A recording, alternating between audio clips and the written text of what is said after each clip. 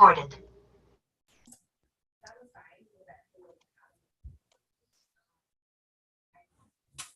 All right, so now that we're recording and we do have a quorum, I just want to note that a copy of the June 6th meeting minutes have been posted. So if there are any corrections, additions, changes, please let us know. All right, hearing no objections, the meeting minutes are approved. So it's been a while since we've met. I kind of felt like in our large group, I sort of just had to keep saying, we're meeting, it's out there. And I think we had Juneteenth in there. I think that was part of it. And then the 4th. So happy to see everybody. Just kind of a reminder, we're still discussing the preponderance of the evidence standard. And I think at our last meeting, because I think our group, while I don't think we're all the exact same mindsets, I think our group is like-minded enough that we've sort of been able to come to agreements pretty quickly. And but I think at one point we had talked about trying to get some discussions where there are arguments against eliminating the preponderance of the evidence standard. And just as a reminder, I had reached out to Max Page. He didn't really think that he was the person.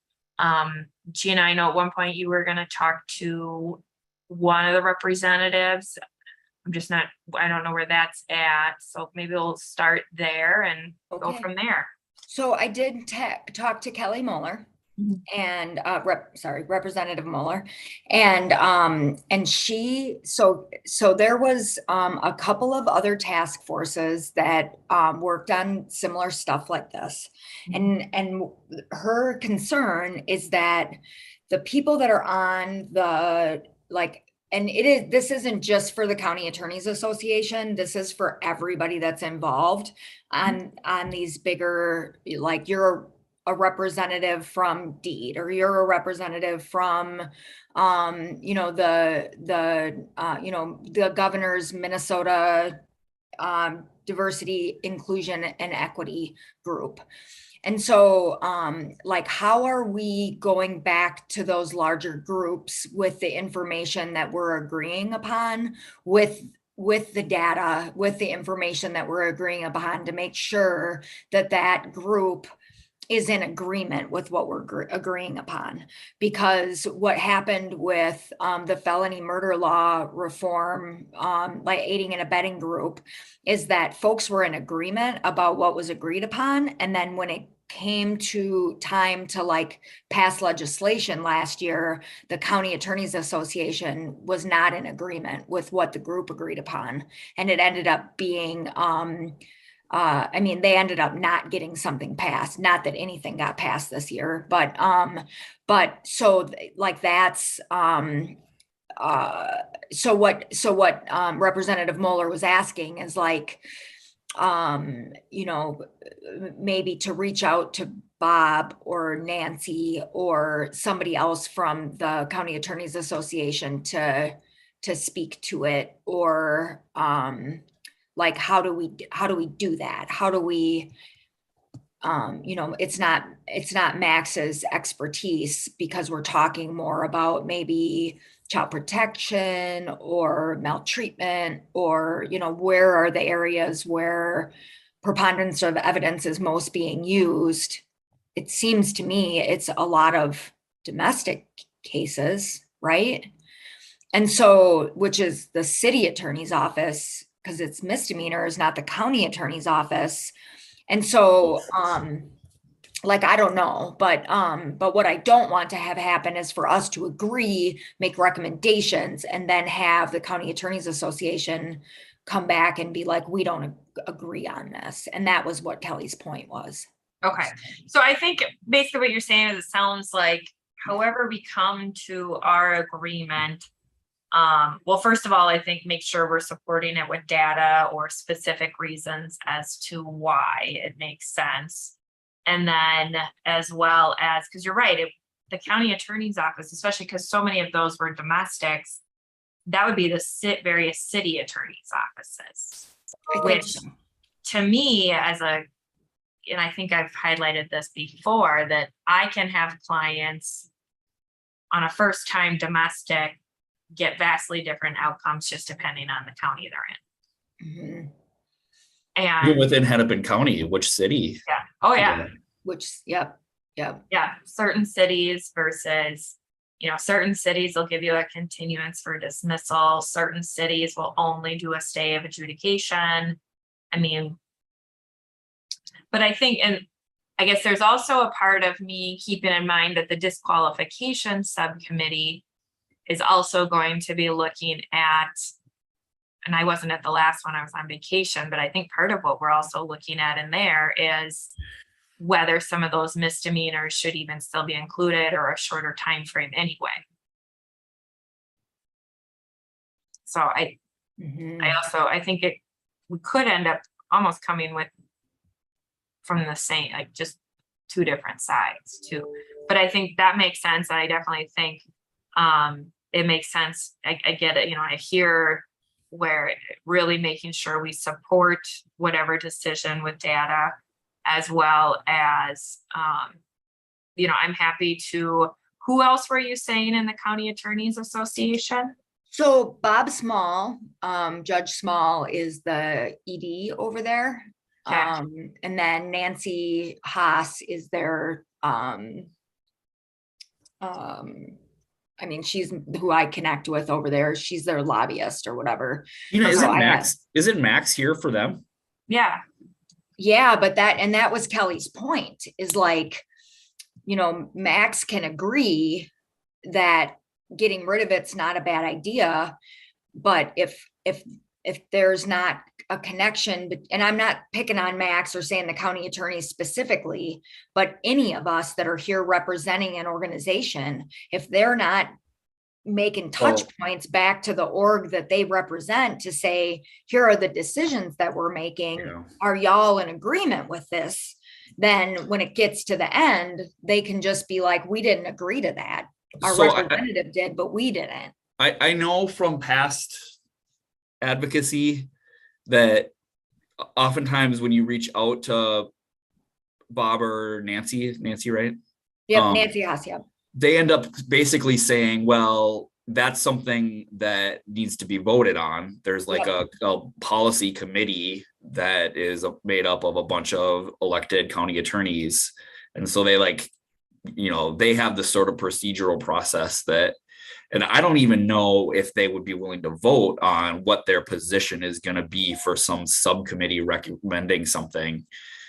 All that being said, though, I think where Max is coming from is actually pretty likely to be what they are going to end up saying, which is this doesn't have anything to do with us. Mm-hmm. This is, prosecutors are not making this decision. This is something downstream. Our charging decisions, it's not something that we want to take the responsibility of considering when we're making our charging decisions. Right. I think it's to me, the argument is going to be those are different lanes. Yeah. And I kind of think that was Max's point. Yep, it was. Sure it was. Yep, it was. That was exactly what he said. Like, this is his first thing was like, here, let me get you over to child protection. This isn't us. And then when we push back a little bit, he was like this is city stuff, not county stuff. And then, so I feel like all along he's been kind of saying like, this isn't the county attorney. This is not. Yep. Well, and I think that's where, and I think our way forward at least is for us to sort of come to our consensus, because we still have to bring it to the big group I think the whole idea was to potentially, once we have these ideas more formalized, to bring it to the bigger group for discussion, where maybe we get some more of that pushback or kind of the testing of it, so that then theoretically, by the time it's finalized in formal recommendations, it's sort of been not only here in the small subcommittee, but through the large group as well. Mm-hmm. And then at that point, we've done our job, and I think I don't know, I guess I'd rather focus more on us doing our job, knowing it can all go, and Lord only knows what'll be done with it we can only control so much. Yep. And what do you guys think about, and I know, like, I don't want to use the word collateral consequences because it makes people's hackles go up. But what about a recommendation that includes during the sentencing portion, a disclaimer that folks understand that pleading guilty to this could have an impact on future employment? I could see a very, well, just from the criminal defense standpoint, I think I could see some pushback. I mean, even the immigration one, I mean, that took a US Supreme Court decision, and now it's just literally a little box that gets checked. I'm not saying it's a bad thing, like, don't get me wrong. I just see the push. I don't know. Attorneys are weird like that. That's Gina. Isn't Bob Tennyson been pushing that for a decade? Yeah, but Bob Tennyson goes at it like there's 793 or 973 collateral consequences, and law enforcement needs to notify people at arrest. Like, he's taken it so far up the chain that I feel like people aren't hearing him even. So, and I'm talking about this one issue around employment at sentencing. So people understand that it's a thing. Yeah. So like pull that from his Uniform Collateral Consequences Act stuff and just do that.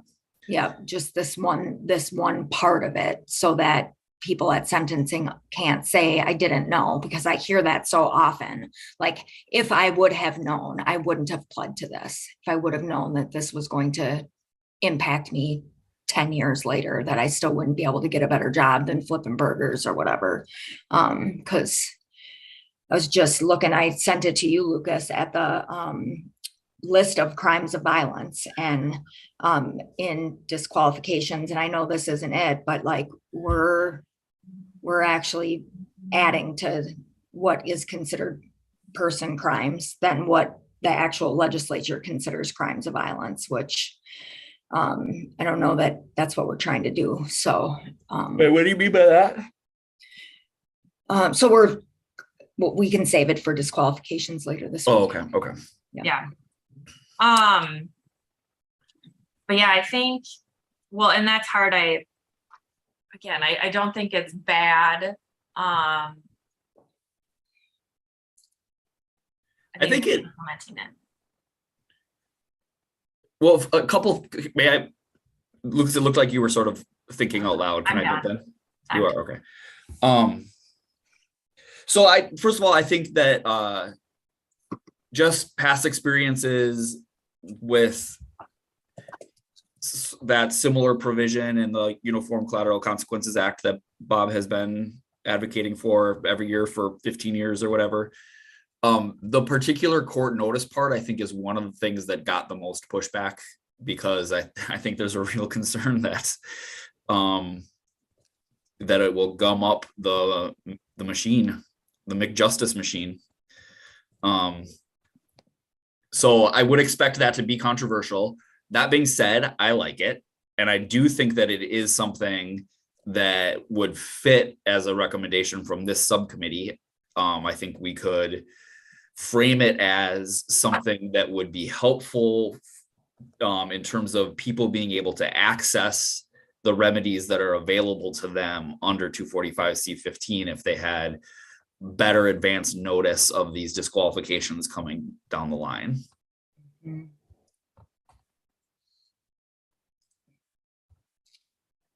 And I don't even think, like, if you think about it, the immigration notice, it's not a lengthy notice. I mean, in Hennepin County, the judge reads it for every case, and it's one sentence, but it just says, you're aware there could be immigration, however it reads, you're aware there could be immigration consequences. Well, and for us, it's easy under 245C15, right? I mean, I don't think we necessarily, it probably beyond the scope of our work anyway, to like come up with language that like tried to predict all collateral consequences. Right, there's no way we can do that. But we could say, if you're being convicted of any of these offenses that are listed in 245C15, you should be given a heads up that it'll be a disqualification from working with vulnerable people, adopting, fostering.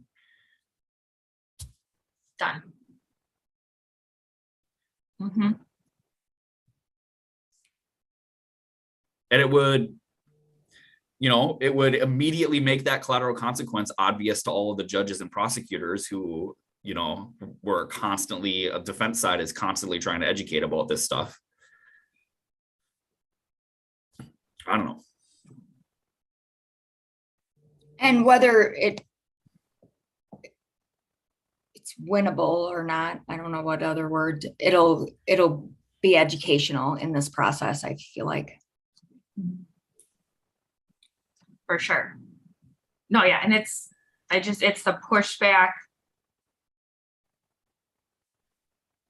Yeah, I don't know. I'm curious. We will get pushback. Mm-hmm. Yep. But it might be one of those things that is a good thing for the committee as a whole to adopt and put as a recommendation in our final report, that even if it doesn't make it into law, there's still a record think about how much we're relying on that 2008 report, this time around. Like, some of this stuff, you need to build the foundation for it to eventually happen. And our recommendation from this subcommittee and ultimately this task force could be part of that foundation. Yeah, think about how many recommendations in that 2008 report that we're still asking for, that are still there and were never made. So, but you have to start the conversation. No, I agree. I get that. So I guess kind of circling back, I think if we want to make, and I don't know how we want to come up with that language of that recommendation, but to me, it's simply almost like the immigration warning of just something simple, or kind of what you said, Josh. If you're convicted of any of the enumerated crimes in 245C.15, that as a defendant, you're aware it could prevent you from, even just certain employment and volunteer activities. And adoption and foster care and fostering. Yep.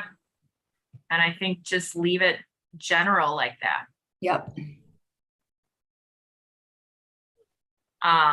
So there's also the question of then what happens if the court doesn't give it to you, doesn't give you the warning? Does that make the plea invalid? Well, I think Bob's bill said it didn't. Like, that was one of the problems with Bob's bill, is that it instructed the court to give this warning, but then it had specific language that said if the court doesn't give this warning, that does not mean that the plea was not knowing and voluntary. It's not a basis to withdraw the plea. Right, which to me, the whole point of it is, if you don't do it, there has to be a remedy, or what's the point? Agreed. So to me, but I think that's a concession that the folks working on that bill tried to make, thinking it would help it get through, and it never got through. But that might just be as much due to partisan gridlock as much as anything. Yeah. Well, I also just sort of wonder, because as a criminal defense attorney, probably like you too, Josh, where there are plenty of times where it's like, well, yeah, you're going to get the disqualification, but this settlement also comes with no prison time, so it's sometimes you're just balancing the lesser of two evils. Oh, for sure. And it doesn't change, what the person may have done. Yeah. I don't know. To me, I think there's some remedy if we're saying the language should be there. There's some remedy if it's not there, then if it doesn't happen.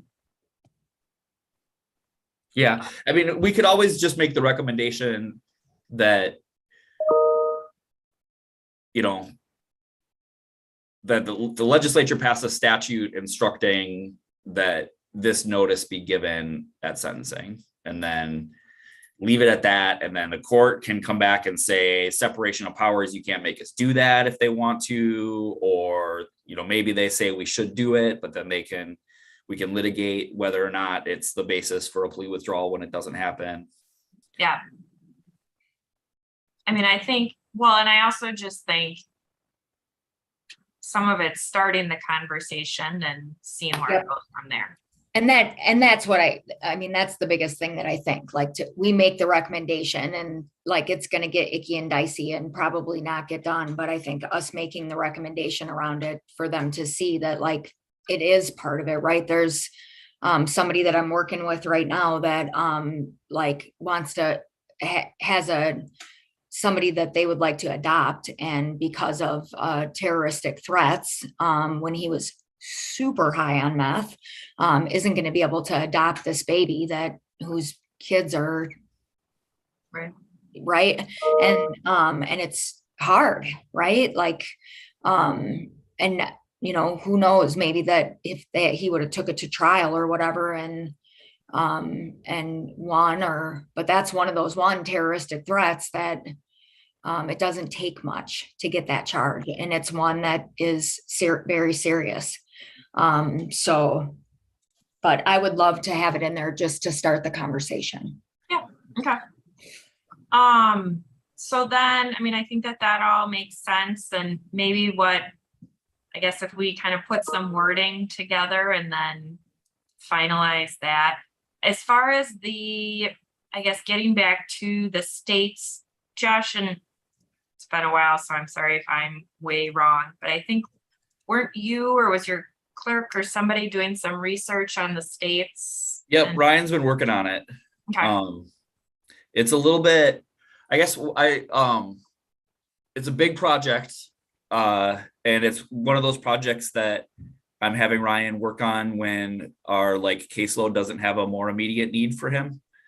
So I guess I'm kind of thinking that like he'll probably still be working on it even after we've moved on from the preponderance of the evidence language, but that, you know, by the end of the summer, we'll have a work product that we could, that, you know, we can plug into our report.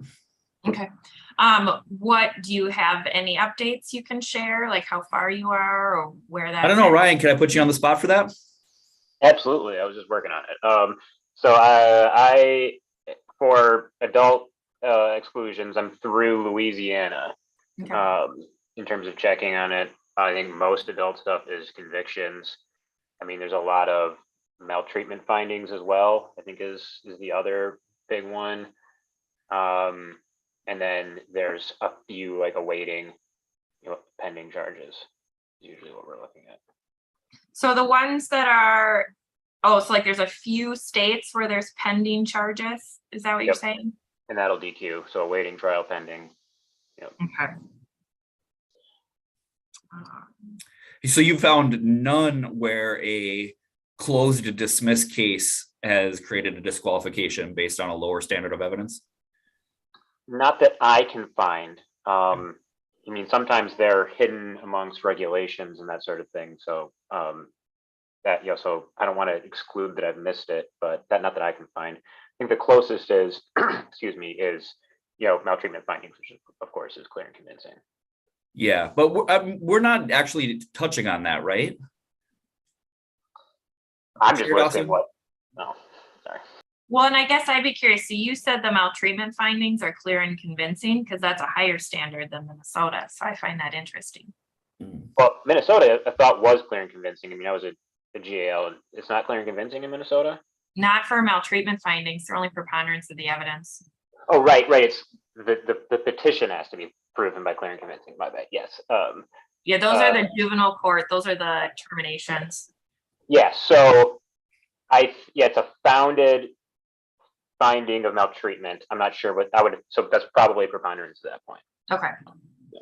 Okay, so if I can clarify, even on the maltreatment stuff that you've been looking at, when we see the collateral consequence coming from it, it is based on the actual maltreatment finding being substantiated, not Yes. on an allegation that the licensing agency re-examines on their own with a lower standard, which is what we have here. Yes. Yeah, okay. It's always a the wording is usually something like a founded allegation of maltreatment, or something like that. So I'm not sure if that's like a child protection adjudication, or if that's just a determination from the state's social service department. Because that would be interesting, because that's like in Minnesota, you're considered to have the maltreatment as soon as they send the letter.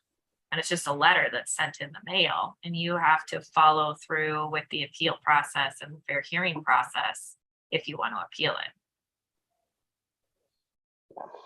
And even then, it's still only preponderance of the evidence.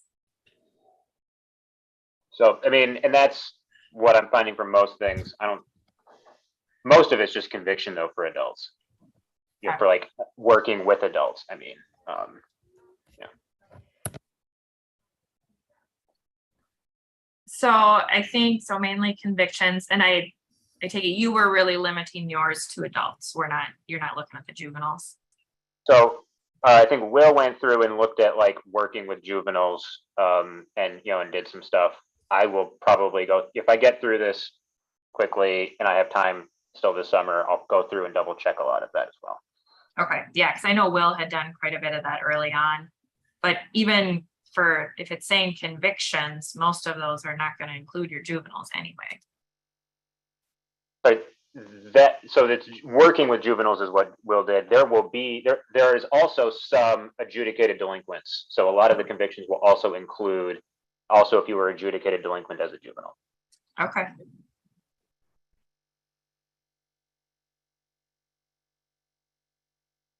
Okay. Which I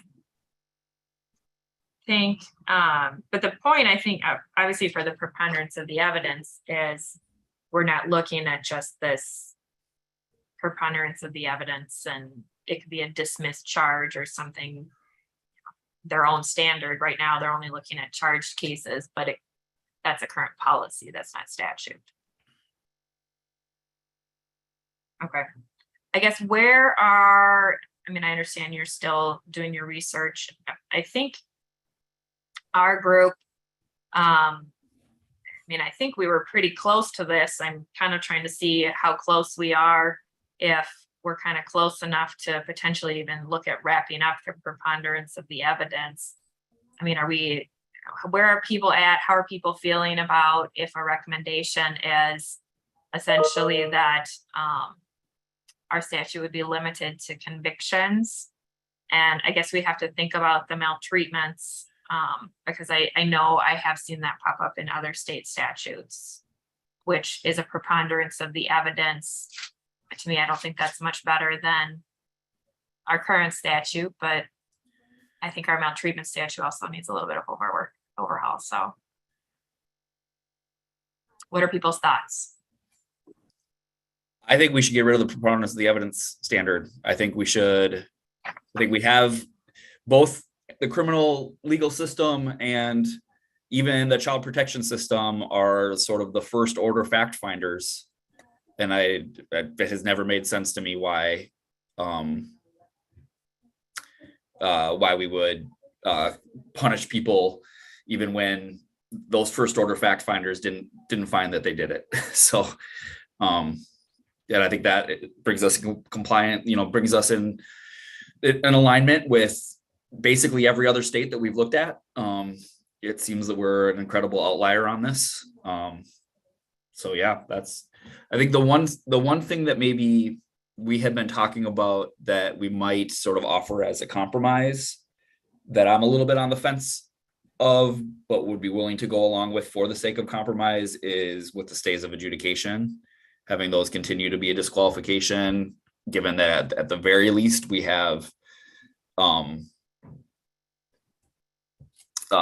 judicial determination that the incident happened, usually based on a plea, even if it's not adjudicated as a conviction.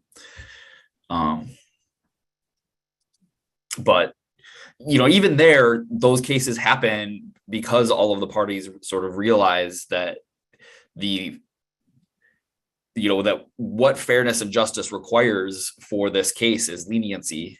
And so to, continue to impose one of the harshest consequences, especially for like these misdemeanor cases that we've been talking about, a 7-year disqualification from your career is so much more harsh than anything that the criminal legal system is going to impose.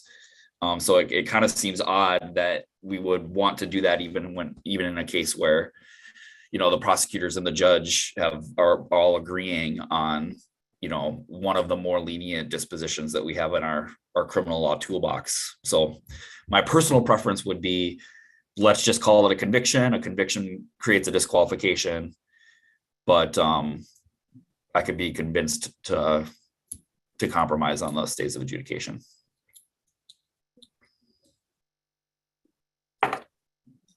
Gina, what are your thoughts? You're muted. Yep. So the other thing that John and I were talking about the other day too is the 152.18. That's a stay of adjudication. Yep. We want to know how them land. We don't even know. Like, we would like to know from DHS, like, how do those even show up? They on show our up as data? disqualifications. They should.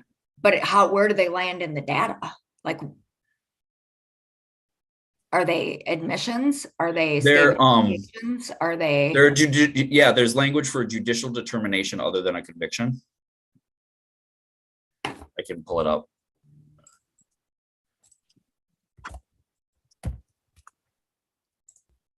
So at the end of each of the subdivisions, like, so for subdivision 1, it's paragraph D. When a disqualification is based on a judicial determination other than a conviction, the disqualification period begins from the date of the court order. And so, and do we have a spot for that in our data is what I'm wondering. Oh, So is there like an other or do you know the answer to that, Will? There isn't an other. Give me a second. I'm looking for the definition of the categories used in the DHS data. yeah, John was very interested to find out, like, where do those fall? So, so to answer your question though, Lucas, like, I have a little bit of concern about the child protection cases and the maltreatment cases, and like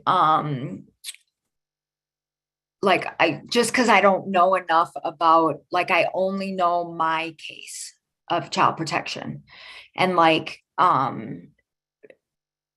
and so I would be curious to hear and understand a little bit better, like, how often those child protection cases like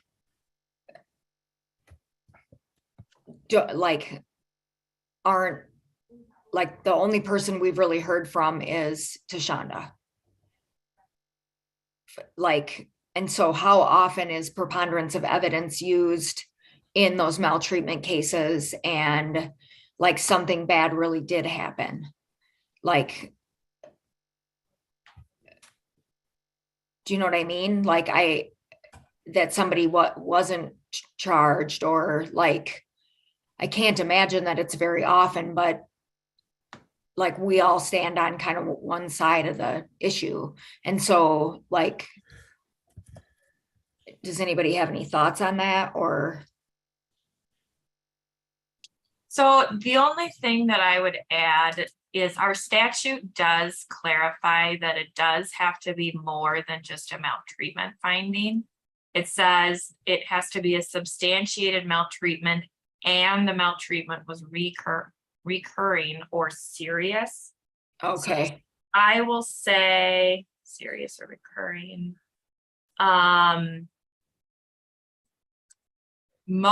For example, most of my clients have really just gotten your plain standard maltreatment. However, the serious part, that could be, I know it's defined somewhere, but I think that that could be used more often than it probably is. But yeah, right now we do have it has to be not just substantiated, but also serious or recurring. But I do think it would be interesting to, and I'm happy to talk about it more and to like actually kind of give sort of a tutorial. I've done CLEs on them of exactly how maltreatment findings come about and what the process is. Just so that we kind of all understand, because I think it's important. I mean, our maltreatment statute is broad and it brings in a lot of different conduct. And I could probably even go back and figure out some examples of where I've had clients who have a maltreatment finding that then we're trying to challenge. Yeah. And even how we talk about how picky our process can be. I mean, how hard. The maltreatment statute, you have 15 days from the day that you receive the letter to send in your request for reconsideration. And I cannot tell you the number of times where the letter is not actually mailed on the date that the letter says, but people don't know to keep the envelopes. And then the county attorneys are arguing the mailbox rule, saying you didn't appeal on time, and DHS judges are upholding that. They're throwing out appeals when really the statute says it's from the day you receive it. I have one right now where they actually didn't even send the request for the response to my request for reconsideration. They didn't even send it to the right address, and they're still trying to argue it should get dismissed. I didn't screw up. But so that's where I think some of those of what really kind of happens behind the scenes. That's why sometimes I get a little, especially about the maltreatment findings. I get it. They're in other statutes in other states, but our statute is construed so narrowly, and I don't think in favor of the actual individual. Yeah. And how many people are we talking about? I was just trying to sniff around and find that POE data around. How many people are we actually talking about, Will, that have maltreatment POE in a year? While Will is looking that up, I do want to just say that, in my case, it was something where I looked along the statute later where it said going back like 4 years or something like that. And they tried to pull something from my previous daughter that was over that 4-year period. And that's what they were trying to use as a recurring basis. And then also just keeping into consideration that a lot of people don't realize that they're able to try to either appeal or to fight.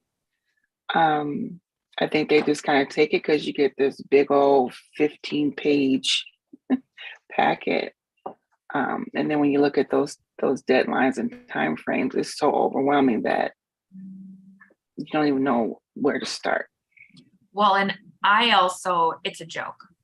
The reconsideration process, I had a social worker testify one time that they have never changed their decision on the reconsideration process. Never. Can I ask a silly they're lying? They're lying on the stand. No, but the social worker was telling me the truth. The whole point is you send in the request for reconsideration. They're supposed to look it over. They don't change their decision ever, which means you only get to go to the fair hearing process. That doesn't surprise me, but I'm horrified to hear it nonetheless. Just for the purpose though of trying to answer this question, I'm just looking at the statute, and it looks to me like the definition of recurring maltreatment. It says more than one incident of maltreatment for which there is a preponderance of evidence that the maltreatment occurred. Isn't it just going to be any disqualification for maltreatment? Like all of them are going to be at the preponderance of the evidence standard, right? Yeah. Well, yeah, because to me, that statute, like you wouldn't have necessarily had to have a maltreatment letter, I don't think at that point. They can, I think, go back and sort of retroactively say it was a problem. Like, let's say they opened you as what's called a family assessment. That's exactly what what was the case with my situation where it was just an assessment. I didn't even know that was a department that had come. I'm thinking it was like a staff from the school from my older daughter. Yeah.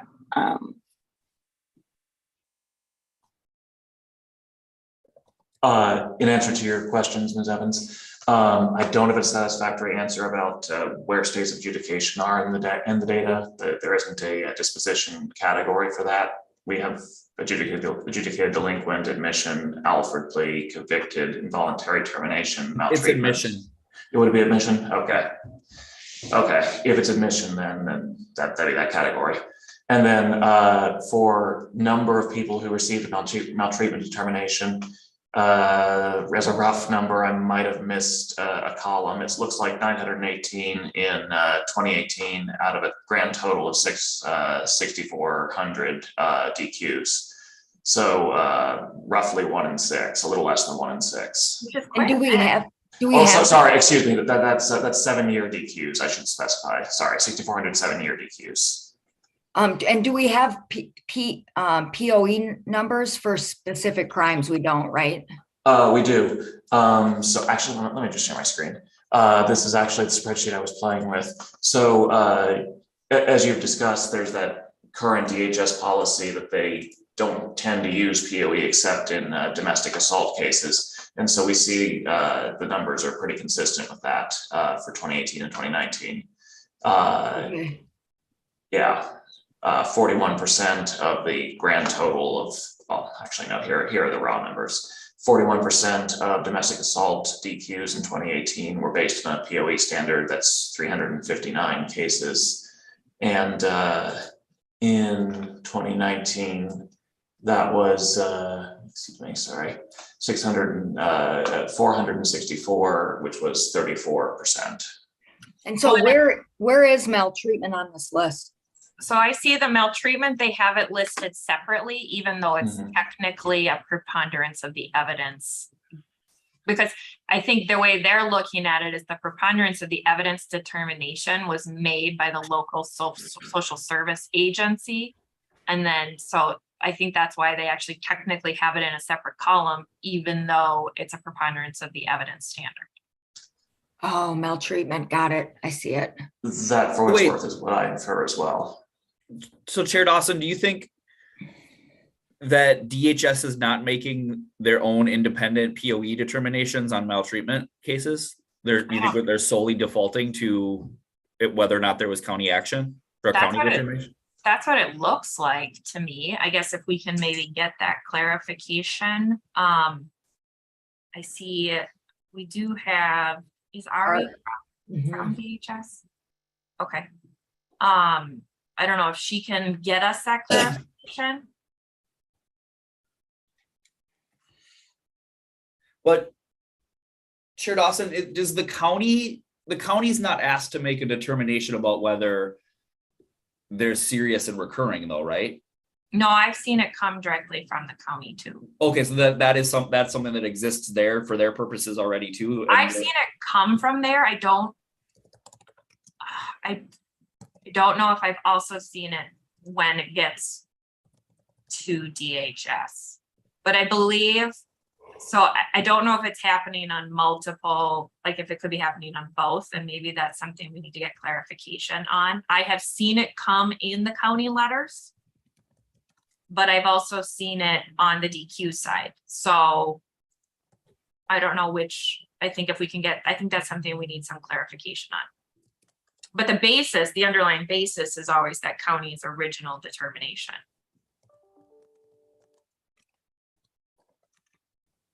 I don't know if Ari, if you can hear us.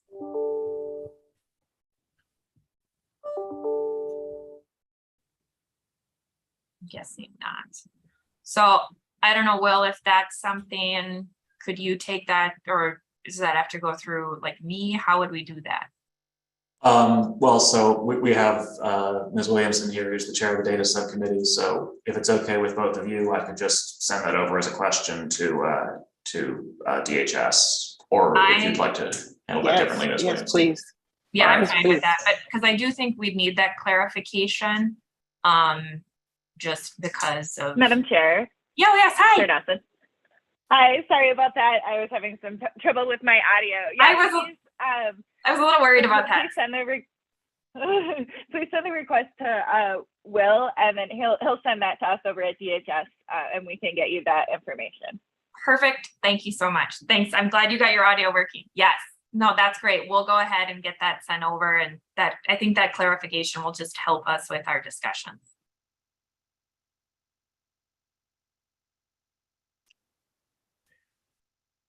Do we have another day scheduled for this issue? I think technically we were supposed to be moving on, but we had lost our other day because of Juneteenth. So I think we're definitely going to need to start with this one. If people are fine, here would be, I guess, my proposal is hopefully we can get that clarification before next time. I am happy to plan to give kind of a little, what our how does the maltreatment process work, kind of the basics. Trying to even look to see when we're scheduled. So it looks like our next meeting is July 25th, which, I am technically scheduled to be in court at the same time. That's a problem. In person. Would anybody have an issue if we moved our meeting time? I guess otherwise, if you guys want to keep talking, but I can't be here to also. I'm gonna be traveling that day. Okay, I'd love to move it if we could. yeah, I'm fine moving it. What about next week? That's what I was just looking.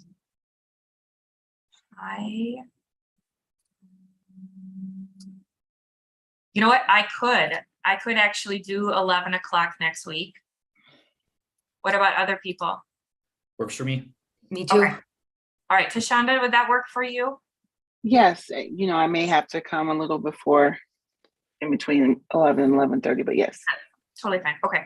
Yeah, Will, could you send out an updated calendar for that? And let's plan next Monday, the 18th. We'll not plan for the 25th. And let's see how much I can put together. Like I said, I've done CLEs on this before, so I can probably pull something together pretty quick on the maltreatment findings. Obviously, I don't know that we'll have our answer back yet from DHS, but at least kind of some of the basics. We'll all be on the same page and using the same lingo and understanding what exactly happens. I can even kind of put together some letters for people to see of what people get. Yeah, I wonder if somebody from DHS could talk about how have we heard from them about preponderance of evidence? Did we get something from them at the beginning, maybe? We did. We got something in the beginning of preponderance of the evidence, but I don't know that we really, and I'll have to go back and check my notes from that one because we had somebody from legal come talk. I mean, I think this was back in like February. Yes, a long time ago. Yeah, but I don't remember if we really discussed maltreatments. And so I wonder if we could go over that again, or DHS. I don't think we did. I'm trying to remember, but. And I think, I mean, from what I can tell, the maltreatments are quite a few. I mean, that's a pretty good number. And especially when you're looking at our workforce shortage, I think it's important to keep that in mind. That it's essentially a preponderance of the evidence finding from a preponderance of the evidence finding. So it's essentially what we have going on here, I think. Do we think our recommendation would just be DHS should only take action where the county has made its own serious and recurring determination? The other option would be to up it to a clear and convincing.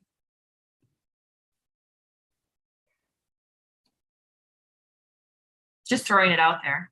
I mean, theoretically, you could say that maybe it makes sense that the county needs to have the flexibility of the lower standard in order to intervene quickly and protect someone who might be in immediate danger, whereas long-term career consequences should be more strictly limited, more closely looked at, I guess. Yeah. Right. I think it's gonna be a hard sell to ask DHS to duplicate work. Well, because the other thing, I guess, and this is where hopefully we can get some clarification, because is this, you know, if somebody gets a maltreatment finding and doesn't appeal, I don't think they're entitled to a hearing on the disqualification. Isn't that considered to be? Yeah, I think that's final. So They could ask then, for a set aside, but I don't think that they can.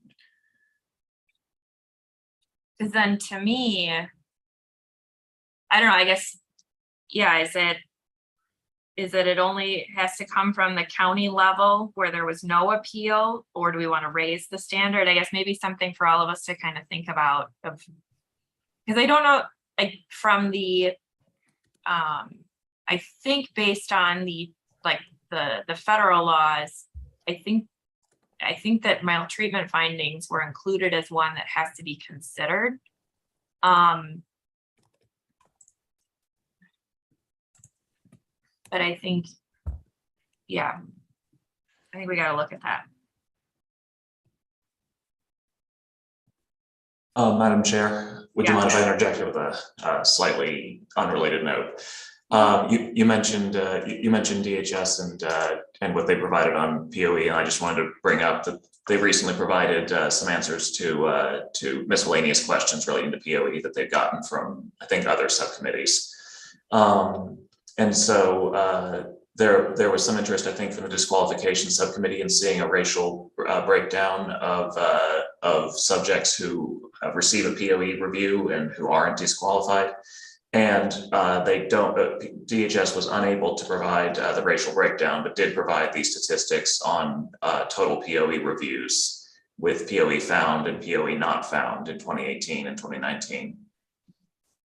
And then I can come back up to this if you'd like. There was a question about how many disqualifications for domestic assault based on a POE were for first-time offenses. They basically couldn't answer that. We just have this data reiterated for domestic assault. And then how many subjects who were DQ'd based on a POE successfully had it reversed by an administrative law judge? The answer is less than 10, as I think we sort of already knew. But these numbers here might be of interest to the group in any event. That's more POE not found than I would have guessed, honestly. Yeah.